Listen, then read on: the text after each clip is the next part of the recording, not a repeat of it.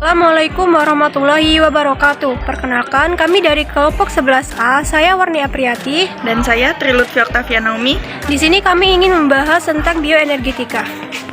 Tujuan dari pembelajaran ini, mahasiswa mampu menguasai fondasi saintifik pada materi bioenergetika. Metabolisme adalah aktivitas seluler yang sangat terkoordinasi di mana banyak sistem multi-enzim jalur metabolisme bekerja sama untuk yang pertama itu memperoleh energi kimia dengan menangkap energi matahari atau menurunkan nutrisi kaya energi dari lingkungan.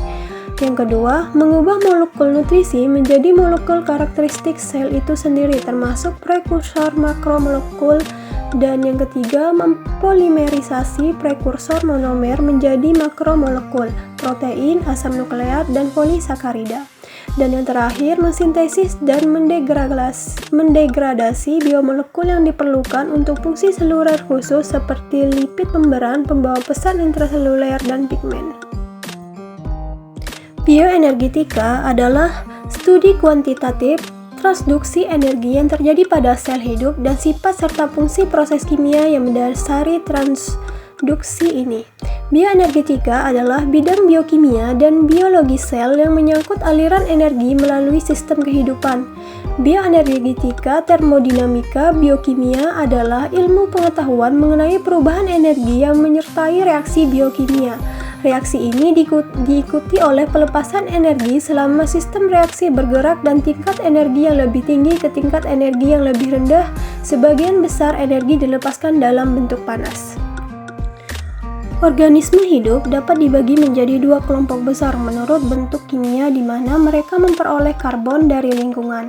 Autotrop seperti bakteri, fotosintetik, ganggang hijau, dan tumbuhan berpembuluh dapat menggunakan karbon dioksida dari atmosfer sebagai satu-satunya sumber karbon mereka.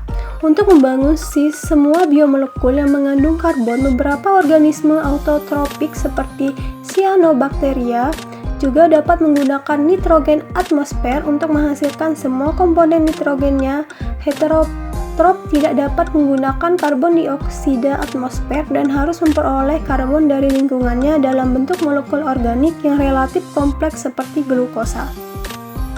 Banyak organisme autotropik yang berfotosintesis dan memperoleh energinya dari sinar matahari, sedangkan organisme heterotrop memperoleh energinya dari degradasi nutrisi organik yang dihasilkan oleh autotrop.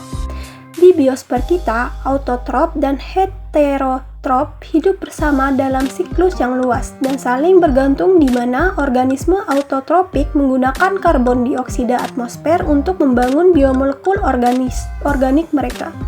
Beberapa di antaranya menghasilkan oksigen dari air dalam prosesnya. Heterotrop pada gilirannya menggunakan produk organik autotrop sebagai nutrisi dan mengembalikan karbon dioksida ke atmosfer. Nah, pada gambar ini merupakan siklus karbon dioksida dan oksigen. Siklus karbon dioksida dan oksigen antara domain autotropik, fotosintetik, dan heterotropik di biosfer. Aliran massa melalui siklus ini sangat besar, sekitar 4 kali 1011 metrik ton karbon diserahkan di biosfer setiap tahun. Ini merupakan gambar 228 siklus nitrogen di biosfer. Gas nitrogen N2 membentuk 80% dari atmosfer bumi. Dalam proses metabolisme dan dalam semua transformasi energi ada kehilangan energi yang berguna, energi bebas, dan peningkatan jumlah energi yang tidak dapat digunakan, panas dan entropi. Berbeda dengan siklus materi, oleh karena itu energi mengalir satu arah melalui biosfer.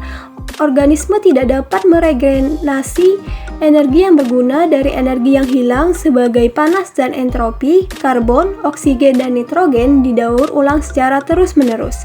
Tetapi energi terus-menerus diubah menjadi bentuk yang tidak dapat diregenerasi seperti panas. Nah, ini merupakan gambar 229 hubungan energi antar jalur katabolik dan anabolik. Jalur katabolik memberikan energi kimia dalam bentuk ATP, NADH, NADPH, dan PADH2. Pembawa energi ini digunakan dalam jalur anabolik untuk mengubah molekul prekursor kecil menjadi makromolekul seluler. Nah, ini merupakan gambar 230, merupakan 3 jenis jalur metabolisme non-linear. Yang A itu merupakan konvergen katabolik, yang B divergen anabolik, dan C jalur siklik. Dalam jalur siklik, salah satu bahan asam oksaasetat dalam hal ini diregranasi dan masuk kembali ke jalur. Asetat, zat antara metabolisme utama, adalah produk pemecah berbagai bahan bakar konvergen katabolik, berfungsi sebagai prekursor untuk berbagai produk divergen anabolik, dan dikonsumsi dalam jalur katabolik yang dikenal sebagai siklus asam sitrat. Prosedur proyek dalam pembuatan materi bioenergetika ini yang pertama itu, cari dan pahami materi mengenai bioenergetika. Yang kedua, tuliskan hubungan antara energi terhadap jalur katabolik dan anabolik dalam pembuatan proyek ini. Yang ketiga, kemudian rekam bahan objek yang menjadi sasaran. Yang keempat, editing video yang telah didapat semenarik mungkin. Bioenergetika adalah studi kuantitatif transduksi energi yang terjadi pada sel hidup dan sifat serta fungsi proses kimia yang mendasari transduksi ini. Bioenergetika juga adalah bidang biokimia dan biologi sel yang menyangkut aliran energi melalui sistem kehidupan. Bioenergetika, termodinamika, biokimia adalah ilmu pengetahuan mengenai perubahan energi yang menyertai reaksi biokimia. Reaksi ini diikuti oleh pelepasan energi selama sistem reaksi bergerak dari tingkat energi yang lebih tinggi ke tingkat energi yang lebih rendah. Sebagian besar energi dilepaskan dalam bentuk panas. Transformasi energi biologis patuhi hukum termodinamika. Banyak pengamatan kuantitatif yang dilakukan oleh fisikawan dan kimiawan tentang interkonversi berbagai bentuk energi. Pada abad ke-19, mengarah pada perumusan dua hukum dasar termodinamika. Hukum pertama adalah prinsip kekalan energi. Untuk setiap perubahan fisik atau kimia, jumlah total energi di alam semesta tetap konstan. Energi dapat berubah bentuk atau dapat dipindahkan dari satu bentuk ke bentuk lain, tetapi tidak dapat diciptakan atau dimusnahkan. Hukum kedua termodinamika mengatakan bahwa alam semesta selalu cenderung ke arah peningkatan ketidakaturan. Dalam semua proses alam, entropi alam semesta meningkat.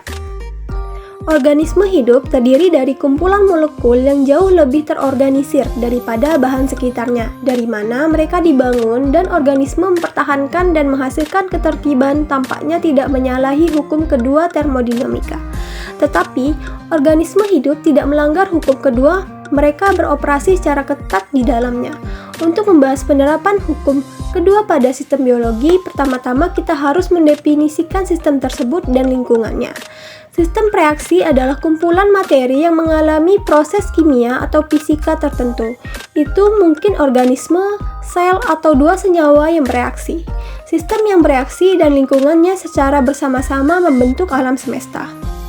Di laboratorium, beberapa proses kimia atau fisika dapat dilakukan dalam sistem terisolasi atau tertutup, di mana tidak ada bahan atau energi yang dipertukarkan dengan lingkungan. Sel dan organisme hidup bagaimanapun adalah sistem terbuka, bertukar materi dan energi dengan lingkungan mereka. Sistem kehidupan tidak pernah berada dalam keseimbangan dengan lingkungannya, dan transaksi konstan antara sistem dan lingkungan menjelaskan bagaimana organisme dapat menciptakan keteraturan di dalam dirinya sendiri. Energi bebas Gibbs, G, menyatakan jumlah energi yang mampu melakukan kerja selama reaksi pada suhu dan tekanan konstan ketika reaksi berlangsung dengan pelepasan energi bebas, yaitu ketika sistem berubah sehingga memiliki energi bebas lebih sedikit. Perubahan energi bebas, delta G, bernilai negatif dan reaksi dikatakan eksergonik. Dalam reaksi endergonik, sistem memperoleh energi bebas dan delta G positif. Entalpi H adalah kandungan panas dari sistem yang bereaksi. Ini mencerminkan jumlah dan jenis ikatan kimia dalam reaktan dan produk. Ketika reaksi kimia melepaskan panas, itu adalah dikatakan eksotermik. Kandungan panas produk lebih kecil daripada reaktan dan delta H memiliki menurut konveksi nilai negatif. Sistem reaksi yang mengambil panas dari lingkungannya adalah sistem endotermik dan memiliki nilai delta H positif. Entropi S adalah ekspresi kuantitatif untuk ketidakteraturan dalam suatu sistem. Ketika produk reaksi kurang kompleks dan lebih tidak teratur daripada reaktan, reaksi dikatakan berjalan dengan kenaikan entropi. Satuan delta G dan delta H adalah joule per mol atau kalori per mol. Ingat bahwa 1 kalori 4,184 joule. Satuan entropi adalah joule per mol, Kelvin, J per mol K. Pada tabel 13.1. Hukum kedua termodinamika menyatakan bahwa entropi alam semesta meningkat selama semua proses kimia dan fisika, tetapi tidak mengharuskan peningkatan entropi terjadi dalam sistem reaksi itu sendiri.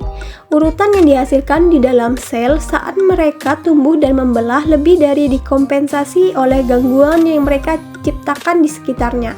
Selama pertumbuhan dan pembelahan, singkatnya, organisme hidup mempertahankan keteraturan internalnya dan mengambil energi bebas dari lingkungan dalam bentuk nutrisi atau cahaya matahari, dan mengembalikan ke lingkungan dalam jumlah energi yang sama seperti panas dan entropi. Energi bebas adalah jumlah maksimum energi yang dibebaskan pada suatu proses yang terjadi pada suhu tetap dan tekanan bebas. Perubahan energi bebas delta G menunjukkan energi maksimum yang tersedia untuk melakukan kerja. Dalam hal ini berguna bila sistem berubah dari suatu keadaan menjadi suatu keadaan yang lain. Selama proses berlangsung, kemampuan kerja yang diukur dengan delta G ini makin berkurang. Lama-kelamaan menjadi nol, yaitu pada kondisi kesetimbangan. Pada kondisi kesetimbangan ini tidak bisa melakukan kerja. Dalam hal ini berguna bila sistem berubah menjadi satu keadaan menjadi suatu keadaan yang lain. Selama proses berlangsung, kemampuan kerja yang diukur dengan delta G ini makin berkurang lama-lama menjadi nol, yaitu pada kondisi kesetimbangan. Pada kondisi kesetimbangan, ini tidak bisa melakukan kerja, mengalir dalam bentuk tertentu ke molekul lain yang lebih stabil sehingga terjadi reaksi. Salah satu contohnya dari kasus ini dalam sistem biologis adalah peristiwa fosforilasi oksidatif di mana energi berpindah dengan ditransfernya elektron dari molekul yang kelebihan elektron ke molekul yang butuh elektron dan dihasilkan ATP.